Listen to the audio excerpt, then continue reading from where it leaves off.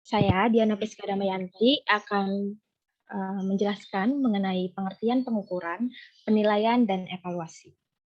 Pengukuran atau measurement adalah suatu proses untuk menentukan kuantitas daripada sesuatu. Sesuatu itu bisa berarti peserta didik, strategi pembelajaran, sarana prasarana sekolah, dan sebagainya. Untuk melakukan pengukuran, dibutuhkan alat ukur dalam bidang pendidikan, psikologi, maupun variabel-variabel sosial lainnya. Kegiatan pengukuran biasanya menggunakan tes sebagai alat ukur. Pengukuran atau measurement adalah proses penetapan ukuran terhadap sesuatu gejala menurut aturan tertentu. Pengukuran pendidikan berbasis kompetensi berdasar pada klasifikasi observasi untuk kerja atau kemampuan peserta didik dengan menggunakan satu standar. Pengukuran pendidikan biasanya bersifat kuantitatif. Kemudian, penilaian atau assessment adalah suatu proses atau kegiatan yang sistematis dan berkesinambungan untuk mengumpulkan informasi tentang proses dan hasil belajar peserta didik dalam rangka membuat keputusan-keputusan berdasarkan kriteria dan pertimbangan tertentu. Jika dilihat dalam konteks yang lebih luas, keputusan tersebut dapat menyangkut keputusan tentang peserta didik, seperti nilai yang diberikan, keputusan tentang kurikulum dan program, atau juga keputusan tentang kebijakan pendidikan. Penilaian adalah penafsiran dari hasil pengukuran. Penilaian merupakan cara yang digunakan untuk menilai kinerja individu ataupun kelompok sesuai dengan kriteria tertentu guna memperoleh informasi untuk menjadi pertimbangan dalam pengambilan keputusan. Selanjutnya, evaluasi atau evaluation adalah penilaian yang sistematik tentang manfaat atau kegunaan suatu objek. Dalam melakukan evaluasi, terdapat judgement untuk menentukan nilai suatu program yang sedikit banyak mengandung unsur subjektivitas. Evaluasi memerlukan data hasil pengukuran dan informasi hasil penilaian yang memiliki banyak dimensi, seperti kemampuan, kreativitas, sikap, minat, keterampilan, dan sebagainya. Oleh karena itu, dalam kegiatan evaluasi, alat ukur yang digunakan juga bervariasi bergantung pada jenis data yang ingin diperoleh. Pengukuran, penilaian, dan evaluasi bersifat bertahap yang dilakukan dimulai dari pengukuran, penilaian, kemudian evaluasi. Selanjutnya akan dilanjutkan oleh rekan saya. Terima kasih. Ya, selanjutnya ada manfaat dan tujuan dari evaluasi. Jadi evaluasi pembelajaran kan merupakan memberikan nilai sebagai penentuan kesesuaian antara tampilan siswa dengan tujuan pembelajaran agar diketahui keefektifan dan efisiensi sistem pembelajaran secara luas. Nah, sistem pembelajaran ini itu seperti tujuan, materi, metode, media, sumber belajar, dan lain-lainnya. Nah, menurut Citizen ini dia mengklasifikasikan tujuan penilaian. Yang pertama itu ada keeping track, yaitu untuk menelusuri dan melacak proses belajar peserta didik sesuai dengan rencana pelaksanaan pembelajaran yang telah ditetapkan. Untuk itu guru harus mengumpulkan data dan informasi dalam kurun waktu tertentu melalui berbagai jenis dan teknik penilaian untuk memperoleh gambaran tentang pencapaian kemajuan belajar peserta didik. Yang kedua ada checking up, yaitu mengecek ketercapaian kemampuan peserta didik dalam proses pembelajaran dan kekurangan-kekurangan peserta didik selama mengikuti proses pembelajaran. Yang ketiga ada finding out, untuk mencari, menemukan, dan mendeteksi kekurangan kesalahan atau kelemahan peserta didik dalam proses pembelajaran sehingga guru dapat dengan cepat mencari alternatif solusinya. Yang keempat ada summing up, yaitu untuk menyimpulkan tingkat penguasaan peserta didik terhadap kompetensi yang telah ditetapkan. Nah, hasil penyimpulan ini dapat digunakan guru untuk menyusun laporan kemajuan belajar ke berbagai pihak yang berkepentingan. Kemudian dalam tujuan penilaian tersebut, makna penilaian ini ditinjau dari berbagai segi dalam sistem pendidikan. Maka dengan cara lain dapat dikatakan bahwa tujuan atau fungsi penilaian itu yang pertama ada penilaian berfungsi selektif. Dengan cara mengadakan penilaian ini, guru punya cara sendiri untuk menyeleksi atau memberikan nilai terhadap peserta didiknya gitu. Seperti apakah peserta didik ini dapat diterima di sekolah tertentu, apakah bisa naik kelas atau tidak gitu, apakah dia bisa mendapatkan biaya peserta didik atau apakah dia berhak untuk meninggalkan sekolah dan lain-lainnya. Yang kedua itu ada penilaian berfungsi diagnostik. Jadi apabila alat yang digunakan dalam penilaian ini cukup memenuhi persyaratan, maka dengan melihat hasilnya guru akan mengetahui kelemahan peserta didik. Nah, di samping itu juga sebab-sebab kelemahan itu memunculkan penilaian yang sebenarnya guru ini mendiagnosa kepada peserta didik tentang kebaikan dan kelemahannya. Dengan diketahui sebab kelemahan ini, maka akan lebih mudah dicari untuk mengatasinya. Yang ketiga adalah penilaian berfungsi sebagai penempatan. Sistem ini sebenarnya dipopulerkan di negara barat, yaitu sistem belajar sendiri. Jadi mereka diberikan paket belajar seperti modul maupun paket belajar lain yang sistem ini itu memacu kemampuan individual. Jadi sejak lahirnya itu peserta didik ini punya bakat mereka sendiri-sendiri dari sejak mereka lahir gitu. Jadi bakat ini akan lebih efektif apabila disesuaikan dengan pembawaan yang ada. Akan tetapi ada juga keterbatasan sarana, tenaga pendidikan dan lain-lain yang bersifat individual yang kadang-kadang suka sekali dilaksanakan. Yang keempat, ada penilaian berfungsi sebagai pengukur keberhasilan. Fungsi penilaian ini dimaksudkan untuk mengetahui sejauh mana suatu program ini berhasil diterapkan. Dan juga seperti yang dijelaskan tadi, kalau keberhasilan program ini tentu didukung oleh beberapa faktor seperti guru, metode pembelajaran, media pembelajaran, kurikulum, sarana, dan sistem administrasi. Boleh di next?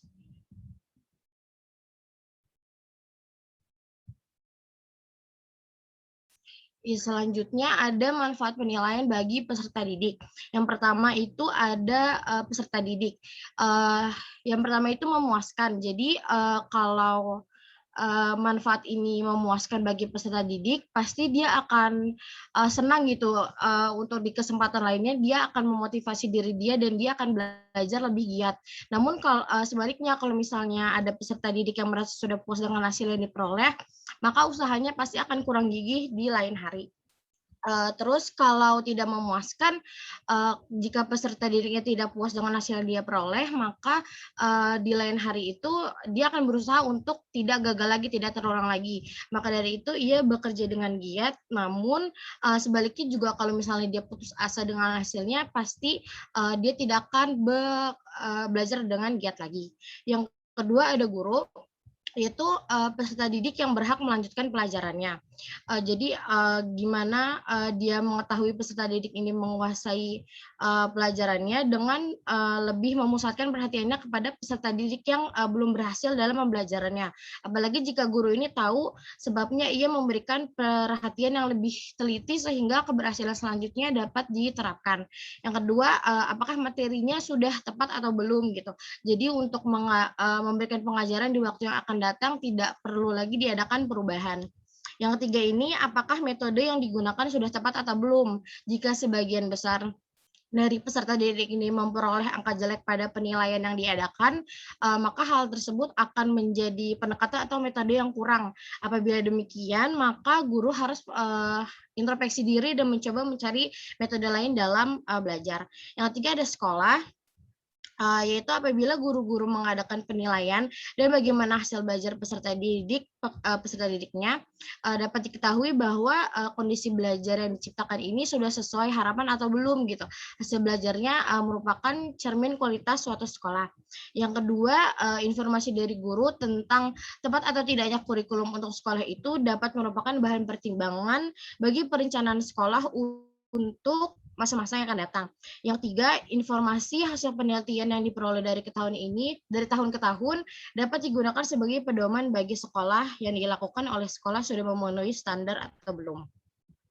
Terima kasih, boleh next.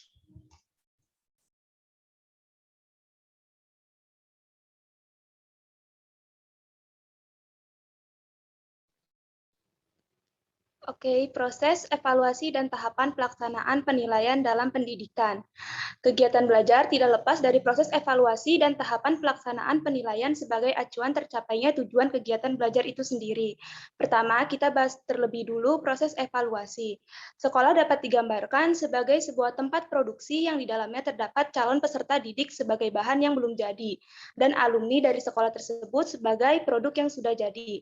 Gambaran tersebut merupakan sebuah transformasi atau perubahan yang ada di kegiatan pembelajaran. Adapun tahapan dalam proses evaluasi sebagai berikut. Yang pertama itu ada input. Pada tahapan ini, calon peserta didik mendaftarkan diri ke lembaga pendidikan yakni sekolah. Calon peserta didik diibaratkan sebagai bahan yang belum jadi atau bisa disebut juga dengan bahan mentah. Mereka akan melakukan transformasi melalui proses pembelajaran. Sebelum diresmikan menjadi peserta didik, calon peserta didik terlebih dulu melakukan tes untuk menilai kemampuan. Lalu yang kedua itu ada transformasi. Transformasi atau perubahan merupakan proses mengupgrade peserta didik yang mana diibaratkan sebagai bahan mentah menjadi produk yang jadi. Ada yang bisa digunakan dalam artian peserta didik tersebut bisa bermanfaat bagi masyarakat dan dirinya sendiri. Sekolah berperan mengupgrade peserta didik menjadi individu yang berhasil, namun tidak selamanya juga sekolah berhasil dalam transformasi. Beberapa sekolah gagal menghasilkan peserta didik yang berhasil. Maka dari itu, penting dalam memperhatikan unsur-unsur transformasi yang tersedia, seperti guru dan personal lainnya, metode mengajar dan evaluasi, sistem sarana penunjang, dan sistem administrasi. Lalu yang ketiga itu ada output. Output merupakan hasil di mana bahan mentah yang ditransformasikan menjadi bahan jadi. Dalam konteks ini, peserta didik yang telah menyelesaikan studinya atau bisa disebut dengan alumni merupakan hasil atau output dari lembaga pendidikan itu sendiri, yaitu sekolah. Nah, yang terakhir ini ada umpan balik. Umpan balik berperan penting dalam melakukan perbaikan yang menyangkut input maupun transformasi. Peserta didik yang telah lulus dari sekolah yang kurang bermutu dan belum memenuhi harapan akan memberi informasi semua pihak yang bersangkutan guna memberi keputusan atau tindakan yang berhubungan penyebab kurang bermutunya lulusan peserta didik tersebut. Lalu selanjutnya, setelah membahas proses evaluasi penilaian, selanjutnya terdapat beberapa tahapan dalam pelaksanaan penilaian. Pelaksanaan penilaian merupakan implementasi dari perencanaan penilaian. Menurut bentuknya, pelaksanaan penilaian khususnya penilaian pengetahuan dan penilaian keterampilan terdiri dari pelaksanaan penilaian harian atau PH dan penilaian tengah semester atau PTS. Selain penilaian pengetahuan dan keterampilan, terdapat juga penilaian sikap yang diselenggarakan oleh pendidik mata pelajaran selama kegiatan pembelajaran maupun di luar jam pembelajaran. Pendidik bimbingan konseling dan wali kelas selama peserta didik di luar jam pelajaran. Selanjutnya, penilaian sikap spiritual dan sosial dilakukan secara terus-menerus selama 1 semester. Penilaian sikap spiritual dan sosial dilakukan di kelas maupun di luar jam pembelajaran, dilakukan oleh pendidik mata pelajaran, wali kelas, dan pendidik BK. Oke, selanjutnya akan dibahas oleh teman saya. Oke, terima kasih Salsa. Tadi sebelumnya udah dijelasin tentang pengertian, kemudian tujuan serta manfaat dan juga proses dari evaluasi dan penilaian. Nah, di sini saya akan menjelaskan tentang ciri-ciri evaluasi dalam pendidikan. Di mana dalam literatur yang saya baca, dalam buku yang ditulis oleh Asro tahun 2014, terdapat 5 ciri-ciri evaluasi dalam pendidikan yang dikemukakan oleh Suharsini, yaitu yang pertama, penilaian dilakukan secara tidak langsung, kemudian penggunaan penilaian dilakukan dengan menggunakan ukuran kuantitatif. Yang ketiga, penilaian pendidikan menggunakan unit-unit untuk satuan yang tetap. Yang keempat, penilaian bersifat relatif. Yang kelima, penilaian pendidikan sering terjadi kesalahan. Boleh di next? Oke. Yang pertama ini tadi penilaian atau evaluasi dalam pendidikan itu dilakukan secara tidak langsung. Artinya pengimplementasian atau implikasi daripada penilaian dan evaluasi terhadap siswa secara tidak langsung terjadi ketika misalnya seorang guru melakukan evaluasi terhadap kemampuan yang tidak tampak dari anak didik atau siswa. Di sini guru menafsirkan hal-hal yang dianggap penting seperti penampilan, kemudian keterampilan, dan respon anak terhadap suatu stimulus yang diberikan. Misalnya ketika seorang guru mengetahui tingkat berpikir seorang anak, maka dilakukan suatu pengukuran kepandaian dengan melihat kemampuan anak tersebut menyelesaikan soal-soal. Nah, di sini juga ada pendapat bahwa tingkat intelijensi anak yang dapat dikatakan pandai adalah ketika anak mempunyai kemampuan untuk bekerja dengan bilangan atau angka-angka, kemudian kemampuan untuk menggunakan bahasa yang baik, kemampuan untuk menanggap sesuatu yang baru atau cepat mengikuti pembicaraan orang lain. Selanjutnya juga kemampuan untuk mengingat, kemampuan untuk memahami hubungan antar gejala yang satu dengan yang lain, dan yang terakhir kemampuan untuk berfantasi atau berpikir secara abstrak. Selanjutnya yang kedua itu penilaian atau evaluasi menggunakan ukuran kuantitatif. Nah, penilaian pendidikan di sini bersifat kuantitatif, artinya menggunakan simbol bilangan sebagai hasil pertama pengukuran. Nah, yang setelah itu di mana hasil pengukuran tersebut diinterpretasikan ke bentuk kualitatif. Misalnya, dari hasil pengukuran, seorang siswa mempunyai IQ 125, sedangkan IQ siswa lainnya 105. Dengan demikian, maka IQ yang 125 digolongkan sebagai anak yang lebih pandai daripada IQ yang di bawah 125. Gitu. Selanjutnya, boleh di next. Nah, selanjutnya penilaian pendidikan atau evaluasi dalam pendidikan ini menggunakan unit-unit untuk satuan-satuan yang tetap. Nah, dalam hal ini misalnya mengenai macam-macam tingkat kecerdasan atau intelijensi seperti yang terdapat pada PowerPoint, ada berbagai tingkat intelijensi jumlah umat manusia. Misalnya 1% itu dikatakan luar biasa, mempunyai IQ antara 30 sampai 70, dan yang paling jenius itu satu jenius ini mempunyai IQ lebih dari 130. Namun 1% yang luar biasa ini masih terbagi lagi atas 3. Yang pertama itu anak yang dikatakan idiot yang mempunyai IQ antar 0 sampai 25, kemudian imbesil yang mempunyai IQ antara 26 sampai 50, kemudian debil yang mempunyai IQ antara 51 sampai 70. Nah, simbol-simbol inilah yang nantinya dilakukan untuk sebagai pengukuran penilaian atau evaluasi dalam pendidikan. Selanjutnya boleh di next. Nah, penilaian dan evaluasi juga bersifat relatif, yang berarti hasil evaluasi tergantung pada tolak ukur yang digunakan oleh evaluator atau seorang guru. Nah, di samping itu, evaluasi juga tergantung pada tingkat ketelitian alat ukur yang digunakan. Hasil evaluasi di sini tidak pernah sama atau tidak selalu tetap dari satu waktu ke waktu yang lain. Misalnya, ada seorang siswa pada ujian pertama mendapatkan nilai 100, kemudian pada ujian berikutnya mendapatkan nilai di bawah 100, dan seterusnya. Hal itu disebabkan karena kegiatan evaluasi belajar itu yang diukur bukanlah benda mati, melainkan makhluk hidup yang sewaktu-waktu bisa berubah. Boleh di next. Oke. Yang selanjutnya ini adalah penilaian atau tahap evaluasi pendidikan ini sering terjadi kesalahan-kesalahan atau dalam kata lain error of measurement. Di sini terjadinya kesalahan itu karena evaluasi yang sebenarnya tidak bisa dijadikan patokan seutuhnya, dan kekeliruan tersebut pasti bisa terjadi karena disebabkan beberapa faktor. Yang pertama, ada kekeliruan dalam hal kualitas instrumen ukur. Nah, dalam melakukan penelitian atau evaluasi, alat yang digunakan untuk mengukur haruslah baik. Sebagai misal, kita akan mengukur panjang meja tetapi menggunakan pita ukuran yang terbuat dari bahan elastis dan cara mengukurnya ditarik-tarik.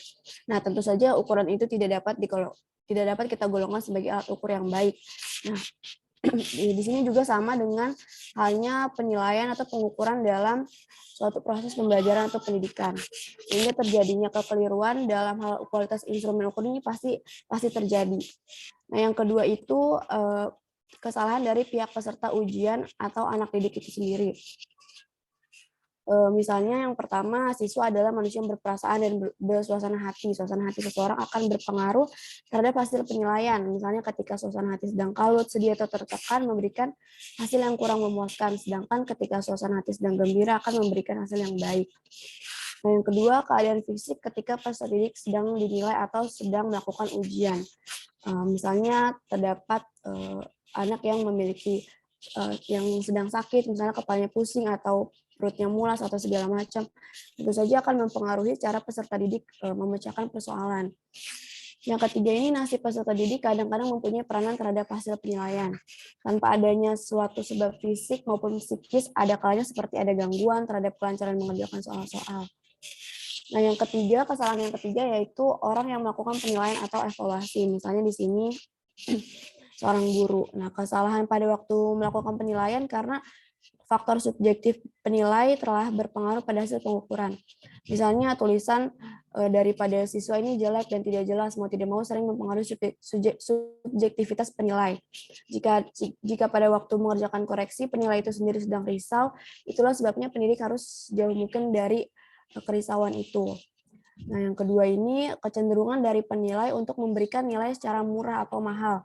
Ada guru yang memberi nilai 2 untuk peserta didik yang menjawab salah dengan alasan untuk upah menulis, tetapi ada yang memberikan 0 untuk jawaban yang serupa. Nah, kemudian kesalahan dari guru juga adanya halo effect atau biasa kita kenal dengan first impression ya. Ini adanya kesan menilai terhadap peserta didik. Kesan-kesan itu dapat berasal dari guru yang lain maupun dari guru itu sendiri pada kesempatan memegang mata pelajaran tersebut. Kemudian adanya pengaruh hasil yang telah diperoleh terdahulu. Misalnya peserta didik pada ulangan pertama mendapat angka 10 sebanyak 12 kali. Untuk ulangan yang ke-13 dan seterusnya, guru sudah terpengaruh ingin memberikan angka lebih banyak dari sebenarnya. Nah, yang terakhir ini kesalahan karena adanya situasi saat penyelenggaraan evaluasi itu sendiri. Misalnya pada saat penilaian atau pada saat ujian berlangsung, suasana sedang gaduh, baik di dalam maupun di luar ruangan, akan mengganggu konsentrasi peserta didik. Demikian pula tingkah laku kawan-kawan yang sedang mengerjakan soal, apakah mereka bekerja dengan cukup serius atau nampak seperti main-main. Nah, yang kedua ini pengawasan terhadap penilaian. Misalnya tidak menjadi rahasia lagi bahwa pengawasan yang terlalu ketat tidak akan disenangi oleh peserta didik yang suka melihat ke kanan dan kiri.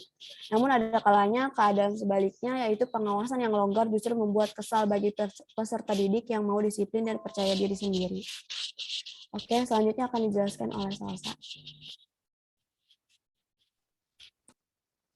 Objek evaluasi dalam pendidikan.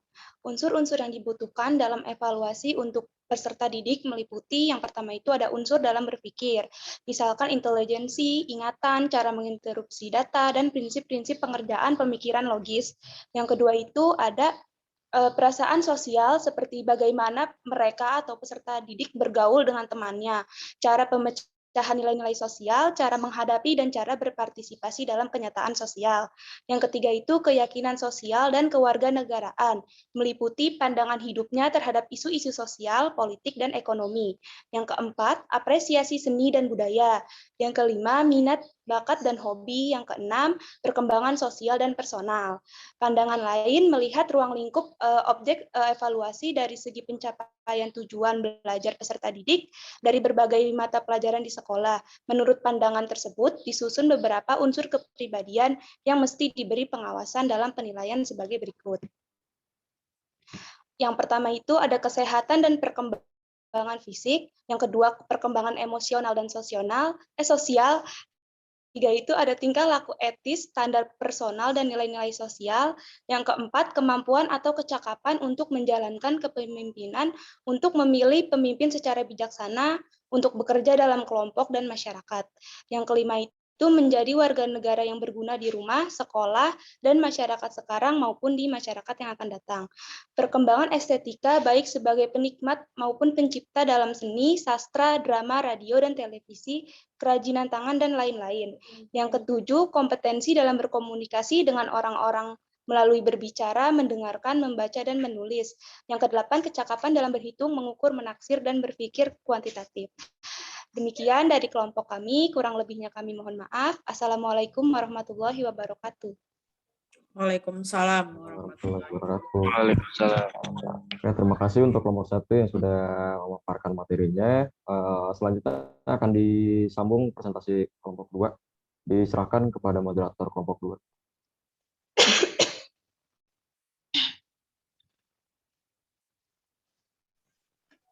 Baiklah, saya ambil alih. Perkenalkan, nama saya Deceni Putri dari perwakilan dari kelompok 4 yang akan memoderatori presentasi kelompok 2 pada hari ini. Yang dimana kelompok 2 akan membahas tentang evaluasi pembelajaran dalam kurikulum 2013 dalam penilaian otentik. Kepada kelompok 2, saya persilakan untuk memulai presentasinya. Terima kasih. Oke, terima kasih Dea. Assalamualaikum warahmatullahi wabarakatuh. Saya dari kelompok 2. Saya sendiri Alifia Fariza, Ayu Fitri Hairunisa, Muhammad Farizal, dan Widiana Lestari. Boleh di next? Oke, jadi pertama saya akan menjelaskan dulu mengenai teori pendekatan saintifik. Yang pertama itu, jadi pendekatan saintifik ini dapat dikaitkan dengan beberapa teori. Nah, teori belajar ini diantaranya ada teori Piaget yang oleh Jan Piaget. Ya. Bacanya Piaget. Oh, Piaget, oke. Maaf, Bu. Jadi yang pertama itu teori Piaget oleh Jean Piaget, lalu teori Brunner oleh Jerome S. Brunner, dan teori Vygotsky oleh Lev Vygotsky. Yang pertama itu teori Piaget. Jadi Piaget ini beranggapan bahwa proses belajar berhubungan dengan pembentukan dan perkembangan skema atau jamak skemata. Skema pada bahasan ini diartikan sebagai suatu struktur mental atau struktur kognitif yang secara intelektual seseorang akan mengkoordinasikan lingkungan sekitarnya dengan baik. Skemata tiap peserta didik tidak akan berubah. Skemata anak akan berubah menjadi skemata orang dewasa. Proses perubahan skemata tersebut disebut dengan adaptasi.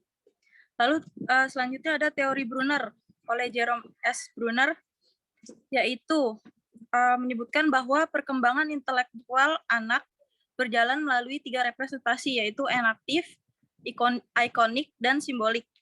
Selanjutnya itu ada teori Vygotsky, yang mengatakan bahwa pembelajaran terjadi apabila peserta didik belajar dengan cara menangani hal-hal ataupun fenomena yang belum pernah dipelajari sebelumnya, yang masih berada di jangkauan kemampuannya.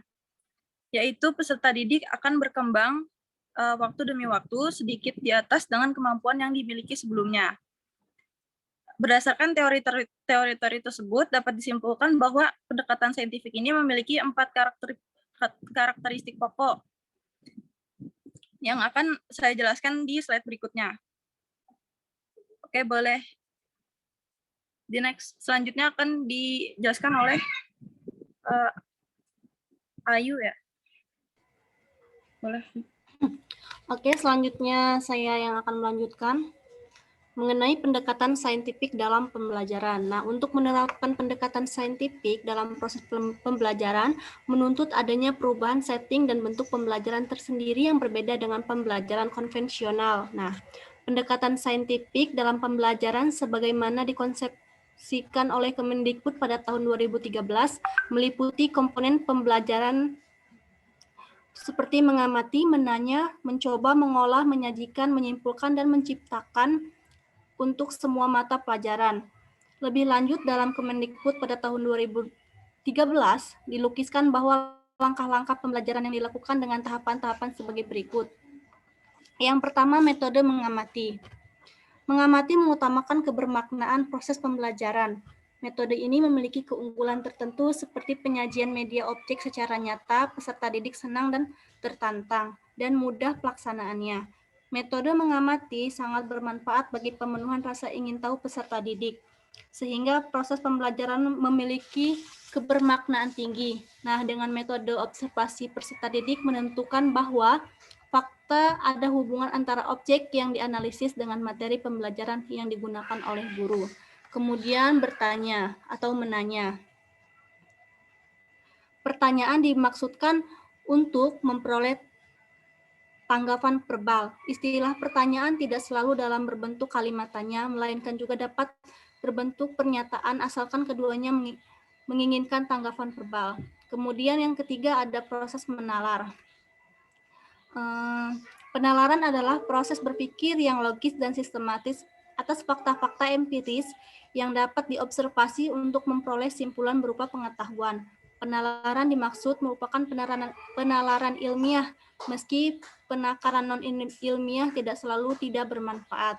Kemudian ada proses mencoba.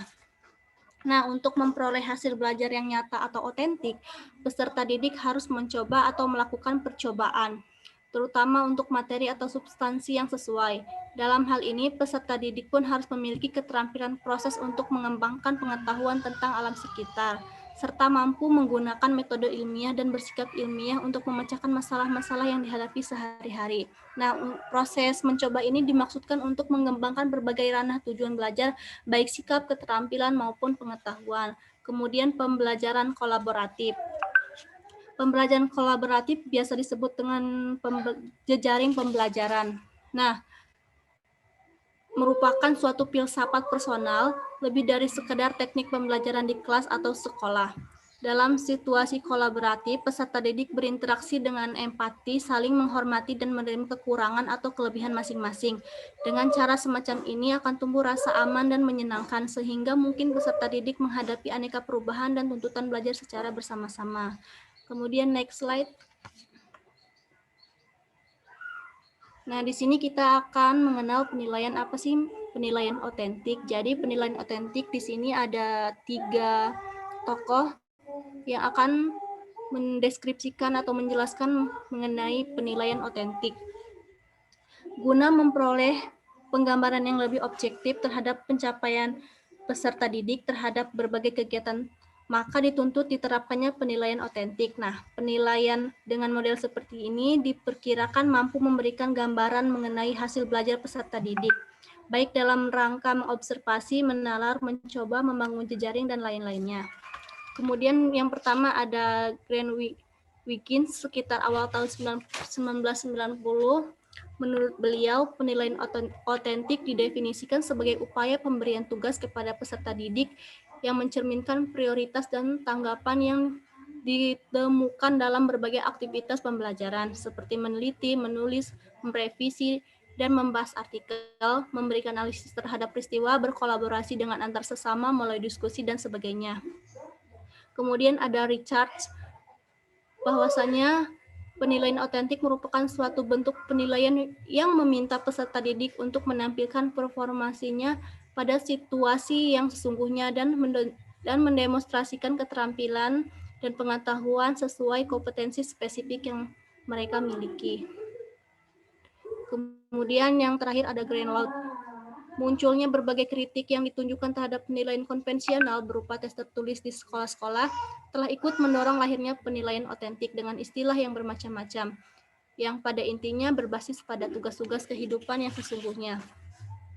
Penamaan terhadap penilaian otentik itu cukup beragam. Dalam kenyataan sehari-hari terdapat sejumlah penamaan istilah penilaian otentik. Ada yang menyebutnya sebagai penilaian alternatif karena digunakan sebagai suatu alternatif yang mungkin dilakukan melalui penilaian konvensional. Penilaian otentik sering juga dipadankan dengan penilaian berbasis kinerja karena digunakan untuk menilai kinerja peserta didik dalam menampilkan tugas-tugas yang bermakna.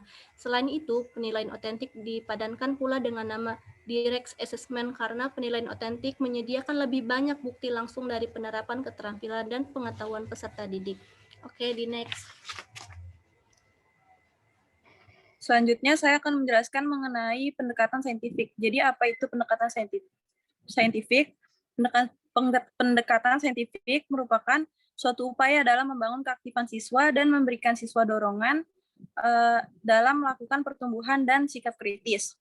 Nah, pendekatan saintifik menjadikan siswa memiliki rasa ingin tahu yang dalam terhadap suatu masalah dan menjadikannya suatu hal yang menarik untuk diselidiki dan menemukan fakta dari suatu fenomena dan kejadian yang terjadi. Ibnu Tufail atau ilmuwan Muslim era klasik memberikan pendapatnya mengenai pendekatan saintifik ini, di mana ia mengatakan bahwa kebenaran dari sebuah ilmu pengetahuan itu dapat digali oleh pemikiran individu dengan melakukan pengamatan yang fokus terhadap fenomena-fenomena dalam bahasan keilmuan secara spesifik dan melakukan penalaran. Boleh di next. Nah, selanjutnya ini ada 4 karakteristik pokok pendekatan saintifik. Nah, jadi berdasarkan teori-teori yang telah disebutkan di atas tadi, yang telah saya jelaskan, dapat disimpulkan bahwa pendekatan saintifik ini memiliki 4 karakteristik, yaitu pertama adalah pelajaran dipusatkan kepada peserta didik. Yang kedua itu menggunakan konsep-konsep ilmiah. Yang ketiga menggunakan proses kognitif untuk merangsang perkembangan intelektual peserta didik. Lalu yang terakhir berguna mengembangkan karakter peserta didik. Boleh di next.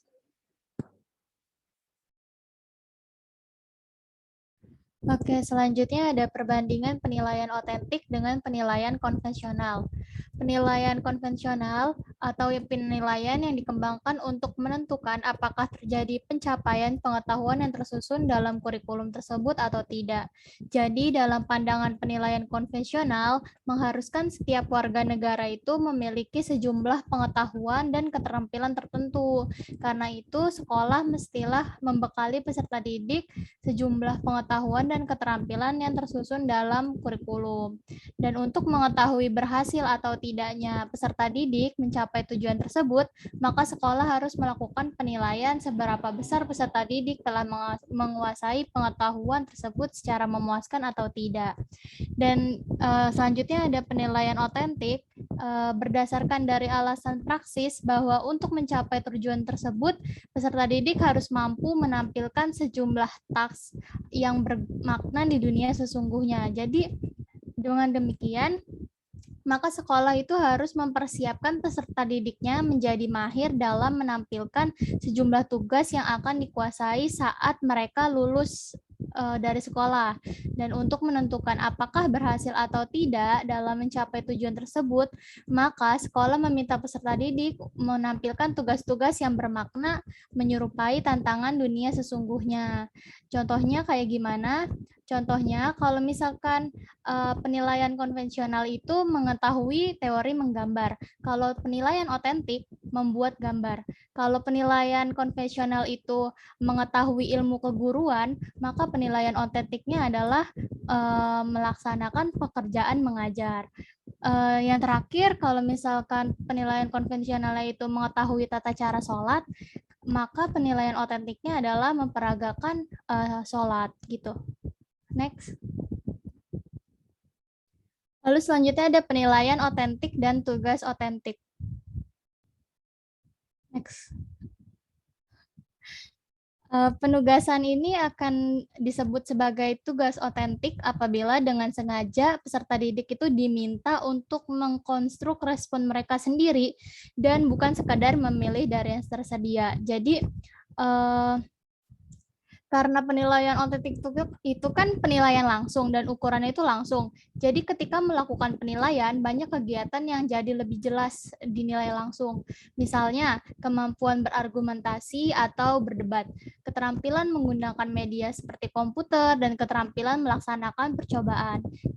Demikian juga dalam menilai sikap, perilaku, atau antusiasme peserta didik terhadap sesuatu atau pada saat mereka melakukan sesuatu. Jadi penilaian otentik juga digunakan untuk menilai hasil belajar berdasarkan penugasan atau proyek. Dengan kata lain, penugasan akan disebut sebagai otentik yang tadi apabila dengan sengaja peserta didik itu diminta untuk mengkonstruk respon mereka sendiri dan bukan sekadar memilih dari yang tersedia. Contohnya ya berargumen, terus membuat portofolio, bermain peran, simulasi, dan lain-lain.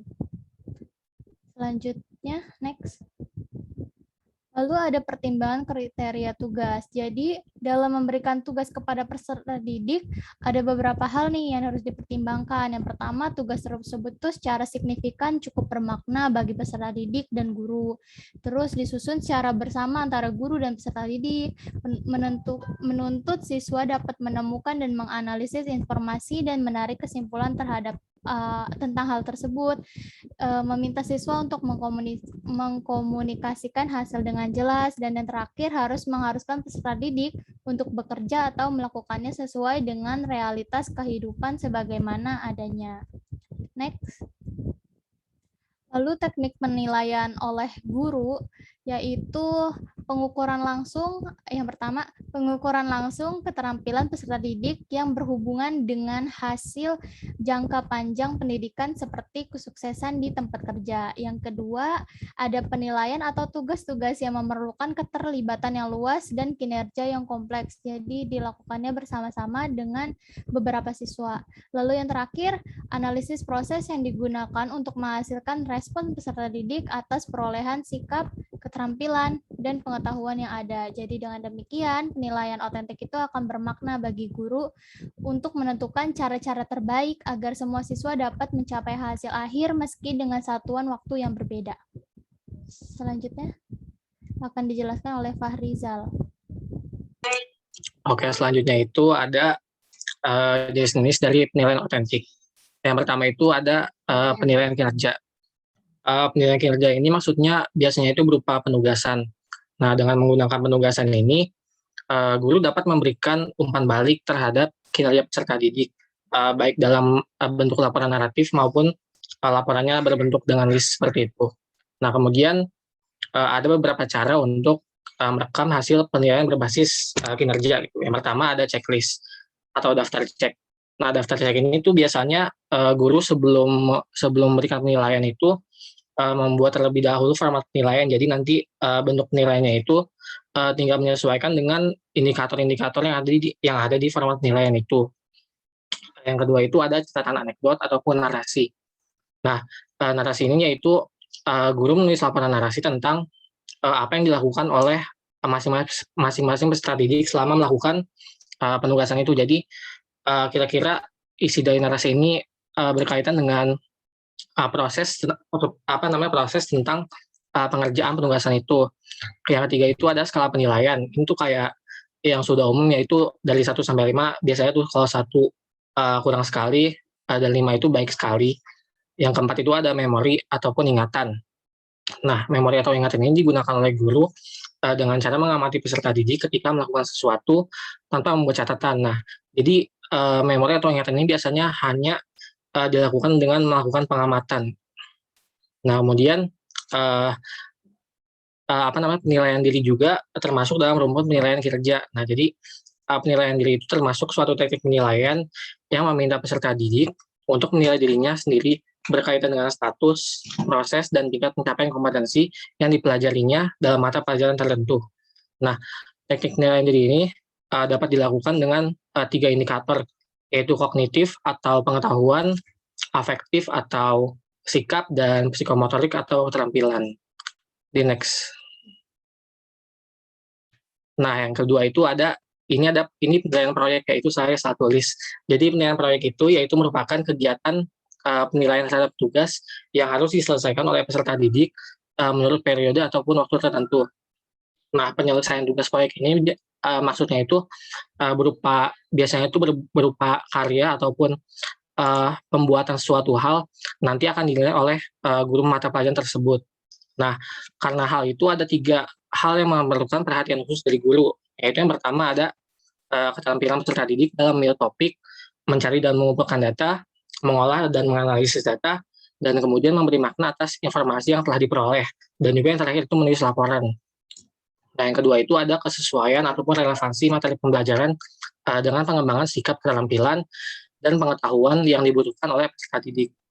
Yang ketiga itu ada originalitas karya, yaitu seberapa original ataupun karya ini tuh baru dibuat oleh peserta didiknya. Jadi karya ini belum pernah dibuat oleh sebelumnya. Nah, produk akhir dari penilaian proyek ini yaitu biasanya itu memerlukan penilaian khusus. Nah, ada 2 macam penilaian khusus, yaitu ada penilaian analitik. Nah, penilaian analitik ini merujuk pada semua kriteria yang harus dipenuhi untuk menghasilkan produk tertentu. Nah, sementara penilaian secara holistik ini merujuk pada apresiasi ataupun kesan secara keseluruhan atas produk yang telah dihasilkan. Di next. Nah, kemudian ada yang ketiga penilaian portofolio. Dan portofolio merupakan penilaian berkelanjutan yang didasarkan pada kumpulan informasi yang menunjukkan perkembangan kemampuan peserta didik dalam satu periode tertentu. Nah, informasi tersebut dapat berupa karya peserta didik dari proses pembelajaran yang dianggap itu terbaik selama masa pembelajarannya gitu. baik berupa itu hasil tes maupun informasi lain yang relevan dengan penilaian sikap, keterampilan, dan pengetahuan selama pembelajarannya. Nah, melalui penilaian portofolio ini, guru akan mengetahui perkembangan ataupun kemajuan belajar peserta didik. Misalnya, hasil karya mereka itu dalam menyusun atau membuat karangan, misalnya puisi, surat, dan sebagainya. Nah, atas dasar penilaian guru itu, guru dan ataupun peserta didik dapat melakukan perbaikan sesuai dengan tuntutan pembelajarannya. Di next. Nah, yang terakhir itu ada penilaian tertulis. Tes tertulis itu biasanya dapat berupa pilihan ganda maupun esai itu. Nah, tes tertulis yang berbentuk esai ini biasanya menuntut peserta didik untuk mampu mengingat, memahami, mengorganisasikan, menerapkan, menganalisis, mensintesis, mengevaluasi, dan sebagainya atas pun materi yang telah dipelajarinya. Nah, pada tes tertulis ini biasanya itu kan berbentuk esai. Nah, peserta didik ini berkesempatan untuk memberikan jawabannya tersendiri. Jadi, jawaban dari peserta didik itu dibebaskan sesuai dengan kemampuannya gitu. Di next lagi. Udah ya. Nah, tes tertulis ini biasanya memiliki dua pola jawaban gitu, yaitu jawaban terbuka dan tertutup. Jawaban tertutup ini biasanya berbentuk pilihan ganda gitu, pilihan ganda untuk kriteria penilaiannya. Nah, untuk jawaban terbuka ini biasanya pengujiannya itu menggunakan teknik esai maupun isian singkat gitu. Jadi dapat memberi kesempatan untuk peserta didik untuk mengekspor pengetahuannya lebih banyak lagi. Mungkin sekian dari kelompok 2. Kurang lebihnya mohon maaf. Wassalamualaikum warahmatullahi wabarakatuh. Dikembalikan lagi kepada moderator. Baik, terima kasih kepada kelompok 2 yang telah mempresentasikan hasil kerja diskusinya. Selanjutnya saya akan membuka sesi tanya-jawab, namun untuk sesi tanya-jawab kelompok 2 akan dilakukan setelah sesi tanya-jawab kelompok 1. Selanjutnya saya oper kepada moderator kelompok 1 untuk memulai terlebih dahulu. Dipersilakan Amer, terima kasih. Oke, terima kasih Dea.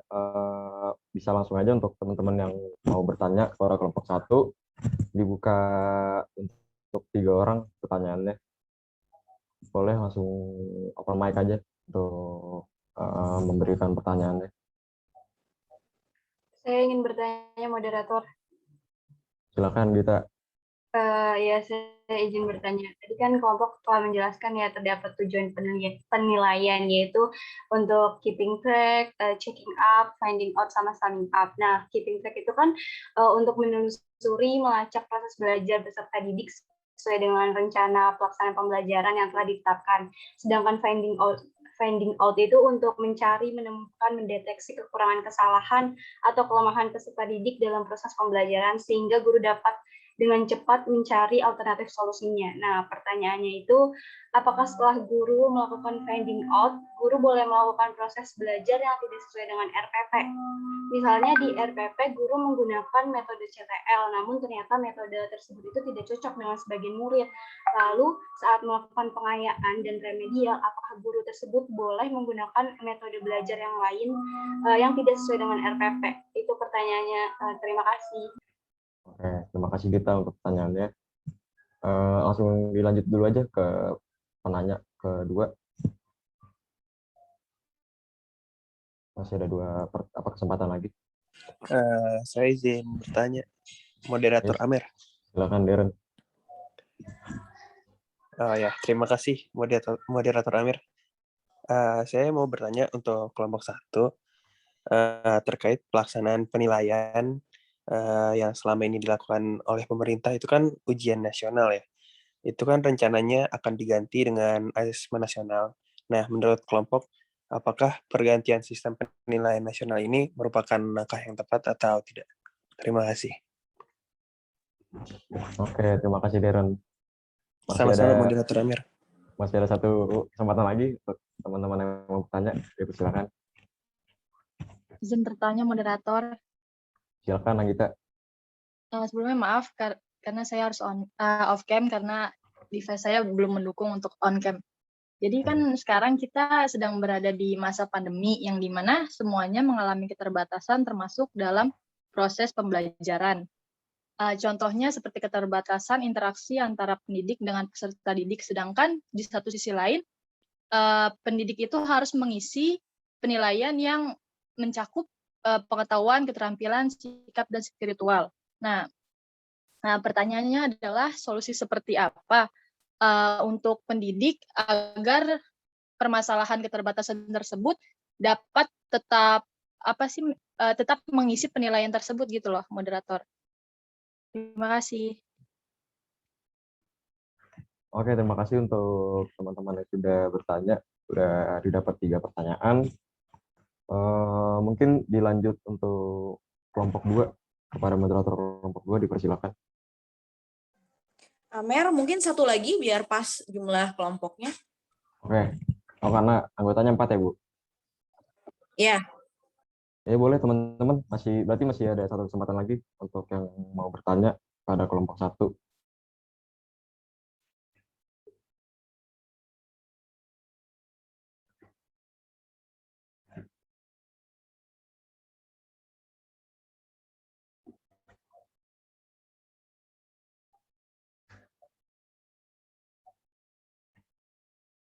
Kalau nggak ada nggak apa-apa, lanjut aja dulu ke kelompok 2.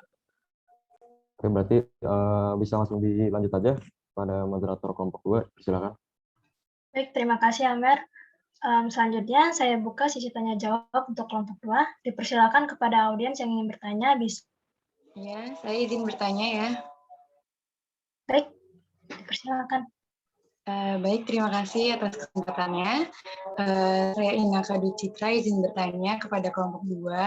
Sebagaimana tadi sudah dijelaskan mengenai penilaian autentik yang merupakan penilaian langsung dan juga penilaian atau mengukur secara langsung. Nah, apakah penilaian autentik ini merupakan penilaian yang dilakukan secara komprehensif untuk menilai mulai dari masukan, proses, dan juga keluaran atau output yang meliputi ranah sikap dan pengetahuan serta keterampilan mereka.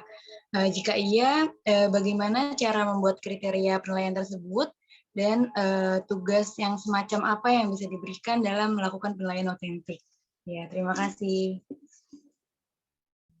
Baik, terima kasih Naka. Selanjutnya ada yang ingin bertanya lagi kepada kelompok 2? Dipersilakan. Saya ingin bertanya, moderator. Silakan Rida. Iya, jadi kan tadi kelompok telah menjelaskan ya mengenai jenis-jenis penilaian otentik, yaitu penilaian kinerja, penilaian proyek, penilaian portofolio, dan juga penilaian tertulis. Nah, dalam penilaian tertulis ini, guru kan dapat membuat soal berupa pilihan ganda ataupun esai, dan peserta didik ini diharapkan dapat menjawab soal-soal tersebut berdasarkan pemahamannya, sehingga menjadi tolak ukur guru dalam melakukan penilaian. Nah, yang ingin saya tanyakan ialah bagaimana cara yang tepat untuk guru mengetahui bahwa hasil jawaban peserta didik tersebut benar-benar berdasarkan pengetahuannya atau pemahamannya yang ia peroleh, bukan berdasarkan hasil menyontek atau bekerja sama dengan temannya. Dan mau nanya lagi, kira-kira solusi atau langkah apa yang sekiranya dapat dilakukan oleh guru agar peserta didiknya ini tetap mengutamakan proses belajar dibandingkan hasil belajarnya? Terima kasih, Dea. Terima kasih Rida atas pertanyaannya. Dilanjut kepada pertanyaan ketiga, dipersilakan. Saya mau tanya moderator. Silakan. Jadi kan dalam PPT ke kelompok 2, jadi kan di PPT itu dijelasin bahwa pengamatan kinerja peserta didik itu kan dapat dilakukan dengan berbagai konteks. Misalnya kalau dari aspek keterampilan berbahasa itu bisa dinilainya tuh melalui wawancara ataupun pidato ya. Ataupun instrumen, kalau dengan menggunakan instrumen atau alat itu misalnya observasi. Nah, gimana caranya guru itu dapat mengamati atau dari segi apa sih guru itu bisa mengamati peserta didik yang basicnya dia nih sikapnya pasif gitu dalam pembelajaran. Karena kan kalau yang kita tahu peserta didik yang pasif ini dia untuk istilahnya dalam aspek keterampilan berbahasa aja mungkin jarang ya, atau apalagi untuk kegiatan yang memang sifatnya dia turun langsung ke lapangan seperti observasi. Nah, itu gimana sih cara mengamatinya atau dari segi apa guru bisa mengamati peserta didik yang sifatnya ini pasif? Terima kasih. Terima kasih kepada Cindy atas pertanyaannya. Ada lagi yang ingin bertanya? Pertanyaan terakhir.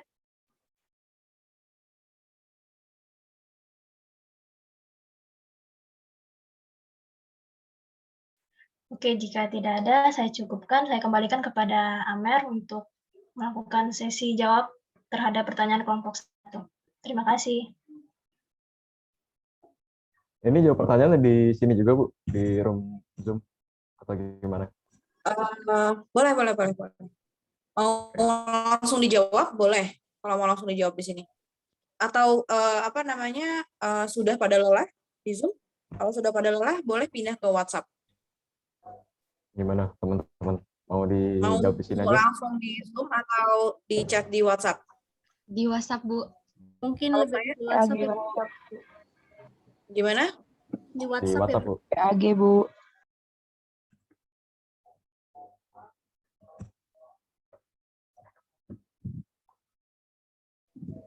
Gimana? Sorry, putus-putus? Di WhatsApp, Bu. Bisa dijawab Oh, di boleh. WhatsApp. Boleh. Kalau saya bebas aja ya. Penting kalian nyaman. Oke, kalau gitu ditutup dulu. Kita hold dulu untuk kelompok berdiskusi. Tadi pertanyaannya sudah semua dicatat ya?